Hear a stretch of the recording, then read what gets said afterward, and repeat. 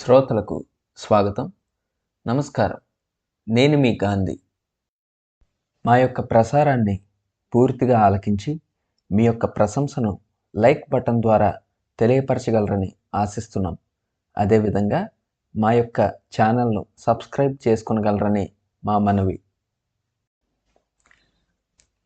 అందానికి అమాయకత్వానికి ఒక రూపం ఇస్తే, ఇంద్రలోకం దేవతా రూపం ఈ లోకానికి వస్తే, ఎంత సంపాదించినా తన స్థాయిలోనే మౌనం పాటిస్తే, ఎంతోమంది కలల రాకుమారిలా అవతరిస్తే, ఆ అందమే మన తెలుగు చిత్రసీమకు చెందిన నటి శ్రీదేవి గారు.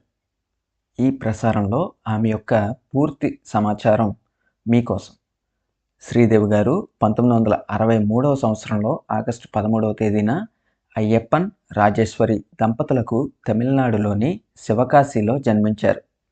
శ్రీదేవి గారికి శ్రీలత అనే సోదరి, సతీష్ అనే సోదరుడు ఉన్నారు. శ్రీదేవి గారి తండ్రి ఒక న్యాయవాది.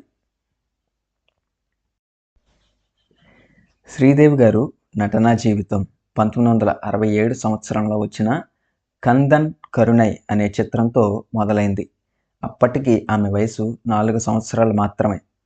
1972 మరియు 1994 మధ్యకాలంలో, అంటే దాదాపు 22 సంవత్సరాలు ఆమె యొక్క సినిమా షూటింగ్ సమయంలో ఎప్పుడూ తన తల్లి లేదా సోదరి శ్రీలతతో కలిసి చిత్రీకరణలో పాల్గొనేవారు. ఆమె సోదరి శ్రీలతను సంజయ్ రామస్వామి అనే వ్యక్తి 1989లో వివాహం చేసుకున్నారు. 1989 సంవత్సరంలో శ్రీదేవి గారి తండ్రి అసెంబ్లీ ఎన్నికలలో శివకాశి నియోజకవర్గం నుండి పోటీ చేసినప్పుడు అతని తరపున ప్రచార కార్యక్రమంలో పాల్గొన్నారు. కానీ ఆ ఎన్నికలలో అతను ఓటమి పాలయ్యారు. ఆ తరువాతి సంవత్సరం 1990లో గుండెపోటుతో ఆయన మరణించారు. 1995వ సంవత్సరంలో శ్రీదేవి గారి తల్లికి బ్రెయిన్ ట్యూమర్ వచ్చింది. ఆ సమస్యకు చికిత్స కోసం అమెరికాలో న్యూయార్క్లో గల ఒక ప్రముఖ ఆసుపత్రికి, దాని పేరు memorial Sloane Kettering cancer centre, శస్త్రచికిత్స కోసం చేరడం జరిగింది. అయితే అక్కడ ఒక నాడీ శస్త్రవైద్యుడు ఆమెకు తప్పుడు వైపు శస్త్రచికిత్స చేయడం ద్వారా శ్రీదేవి గారి తల్లి కంటి చూపును మరియు జ్ఞాపక శక్తిని కోల్పోవడం జరిగింది. ఆ సమయంలో ఈ వార్త అమెరికా మీడియా అంతటా చాలా విరివిగా ప్రసారం చేయబడింది. అమెరికా అధ్యక్షుడు అయినటువంటి బిల్ క్లింటన్ కూడా ప్రభావితం చేసింది. దీని ఫలితంగా అమెరికా దేశంలో గల ఆసుపత్రులలో వైద్యపరమైన లోపాలను బహిర్గతం చేసింది. అప్పట్లో శంకర్ గారి దర్శకత్వంలో వచ్చిన జీన్స్ సినిమా మీలో ఎంతమందికి గుర్తుంది? కింద ఆ సినిమా మీద మీ అభిప్రాయం తెలియజేయండి. ఆ సినిమాలో కూడా ఈ వివాదాన్ని బేస్ చేసుకునే సినిమాను తీయడం జరిగింది. శ్రీదేవి గారు తమ యొక్క వ్యక్తిగత జీవితం గురించి చాలా గోప్యతగా ఉండేవారు. అరుదుగా ఇంటర్వ్యూలు ఇచ్చేవారు. 1996వ సంవత్సరంలో బాలీవుడ్ నిర్మాత బోనీ కపూర్ గారిని వివాహం చేసుకున్నారు. ఈ దంపతులు 2 కుమార్తెలు. 1997లో జాన్వీ కపూర్కు, 2000 సంవత్సరంలో ఖుషీ కపూర్కు జన్మనిచ్చారు. ఇప్పుడు ఇద్దరు కూడా నటీమణులుగా కొనసాగుతున్నారు. శ్రీదేవి గారు 1967 సంవత్సరంలో కందన్ కరుణై చిత్రంతో 4 సంవత్సరాల వయసులో చిత్రసీమలో అడుగుపెట్టారు. ఇక ఆ తరువాత అనేక బాలనటి పాత్రలు చేశారు.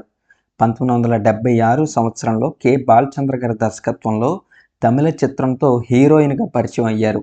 ఆ తరువాత 1978 సంవత్సరంలో 16 ఏళ్ల వయసు అనే తెలుగు అనువాద చిత్రంతో తెలుగు చిత్ర పరిశ్రమలో తన ప్రస్థానాన్ని మొదలుపెట్టారు. అప్పటి నుండి తెలుగు, తమిళం, కన్నడం, మలయాళం, హిందీ భాషలలో అనేక చిత్రాల్లో నటించారు. 1990 సంవత్సరంలో కె. రాఘవేంద్రరావు గారి దర్శకత్వంలో చిరంజీవి గారి సరసన జగదేక వీరుడు అతిలోక సుందరి చిత్రంలో నటించారు. ఈ సినిమాలో శ్రీదేవి గారు తెలుగు సినీ ప్రపంచానికి దేవతగా మారిపోయారు అనడం కూడా అతిశయోక్తి కాదు.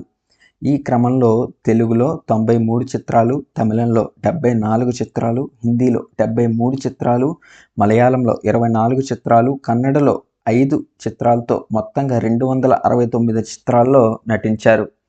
వెండితెరపై ఎంతో ఉత్సాహంగా, ఒక బలమైన మనస్తత్వం కలిగిన స్త్రీగా ఎన్నో పాత్రలు చేసినప్పటికీ బయట ప్రపంచంలో చాలా వేరుగా ఉండేవారని అనేక ప్రముఖ పత్రిక జర్నలిస్టులు తమ అభిప్రాయాన్ని వ్యక్తపరిచారు. ఆమె యొక్క ఇంటర్వ్యూలు సంపాదించటం ప్రతి పత్రికా విలేకరికి కూడా ఒక నెరవేరని కలగానే ఉండిపోయేది అని ఫస్ట్ పోస్ట్ వెబ్సైట్ పేర్కొంది. మెరిసే కళ్ళతో, అద్భుతమైన అందంతో, నటనతో ఎంతోమంది అభిమానులను సంపాదించుకున్నారు. అయితే స్వతహాగా శ్రీదేవి గారు సిగ్గరి, కానీ చాలామంది అది అహంకారమని అనుకునేవారు. కానీ అది అహంకారం కాదు, ఆమె యొక్క వ్యక్తిత్వం కూడా సహజ సిద్ధంగా సిగ్గరి అనే అభిప్రాయాన్ని పత్రికా ప్రముఖులు విశ్లేషించారు. వీటంతటికీ శ్రీదేవి గారి సమాధానం ఇచ్చారు. 2013 సంవత్సరంలో ద న్యూ ఇండియన్ ఎక్స్‌ప్రెస్‌కి ఇచ్చిన ఇంటర్వ్యూలో స్కూలు, కాలేజీ లైఫ్‌ని నేను ఆస్వాదించలేదు. నేరుగా 4 సంవత్సరాల వయసులో సినిమా పరిశ్రమలోకి అడుగుపెట్టి హీరోయిన్‌గా కూడా సమయం లేకుండా పనిచేశాను అని బహుశా ఆవిడ బయటి ప్రపంచంలో నిశ్శబ్దంగా మెసలడం వెనుక ఇది కూడా ఒక కారణం కావచ్చు. ఇంత ప్రజాదరణ, సంపద, గౌరవం, గుర్తింపు తెచ్చుకున్న శ్రీదేవి గారు ఫిబ్రవరి 24వ తేదీన 2018వ సంవత్సరంలో దుబాయ్‌లోని ఒక హోటల్ రూమ్‌లోని స్నానపు గదిలో నీట మునిగిపోవడం వల్ల మరణించినట్లు ప్రకటించారు. ఈమె యొక్క మరణం వెనుక అనేక అనుమానాలు, సందేహాలు కూడా విస్తరించాయి. ఈ క్రమంలో ఆమె మరణ వార్త ఇంటర్నెట్ బూటకమని పుకార్లు వచ్చిన తరువాత ఆమె బావగారు సంజయ్ కపూర్ వాస్తవమని ధృవీకరించారు. అభిమానులు, బాలీవుడ్ తారలు మరియు ఇతర చిత్ర పరిశ్రమ ప్రముఖులు, సమాజంలోని పెద్దలు సంతాపం తెలియజేశారు. కొన్ని రోజుల తరువాత ఫిబ్రవరి 27వ తేదీన పోలీసులు కేసు కూడా మూసివేయబడింది.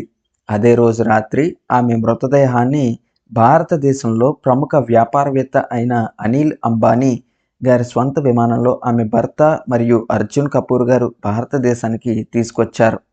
ఆమె అంత్యక్రియలు ఫిబ్రవరి 28వ తేదీన ముంబైలోని విల్లే పార్లే సేవా సమాజ్ శ్మశాన వాటికలో భర్త బోనీ కపూర్ గారు నిర్వహించారు. ప్రభుత్వం కూడా తన అధికారిక లాంఛనాలను నిర్వహించింది. ఆ తదుపరి శ్రీదేవి గారి అస్థికలను భర్త బోనీ కపూర్, కుమార్తెలు జాన్వీ, ఖుషీ కపూర్లతో కలిసి రామేశ్వరంలో గల సముద్ర జలాలలో నిమజ్జనం చేశారు. శ్రీదేవి గారు ఎన్నో గౌరవప్రదమైన పురస్కారాలతో సత్కరించబడ్డారు. అందులో కొన్ని 1991వ సంవత్సరంలో ఆర్డర్ ఆఫ్ ఆఫ్ఘనిస్తాన్ అనే సత్కారాన్ని, 2013 సంవత్సరంలో పద్మశ్రీ అనే భారతదేశ 4వ అత్యున్నత పురస్కారాన్ని సొంతం చేసుకున్నారు. 1997 సంవత్సరంలో ఆంధ్రప్రదేశ్ ప్రభుత్వం కళా సరస్వతి అనే బిరుదుతో సత్కరించింది. 2013 సంవత్సరంలో కేరళ రాష్ట్ర ప్రభుత్వం కూడా గౌరవించింది. 2019 సంవత్సరంలో ఏఎన్ఆర్ నేషనల్ అవార్డు కూడా పొందుకోగలిగారు. మా యొక్క పూర్తి వివరణ పట్ల మీ యొక్క అభిప్రాయాలను, సందేహాలను, ఆలోచనలను, ఆవశ్యకతలను క్రింద ఉన్న కామెంట్ సెక్షన్లో తెలియజేయాలని కోరుకుంటున్నాం. మా యొక్క ప్రయత్నం సఫలీకృతం చేయడానికి సబ్స్క్రైబ్ బటన్ నొక్కి మా ప్రసారాల ప్రకటనలు మీరు నేరుగా తెలుసుకునేందుకు ప్రక్కనే ఉన్న గంట గుర్తుపై ప్రెస్ చేయగలరు. మరొక క్రొత్త ప్రసారంతో మీ ముందుకు రాగలమని ఆశిస్తూ ఈ ప్రసారం ఇంతటితో సమాప్తం. ధన్యవాదాలు.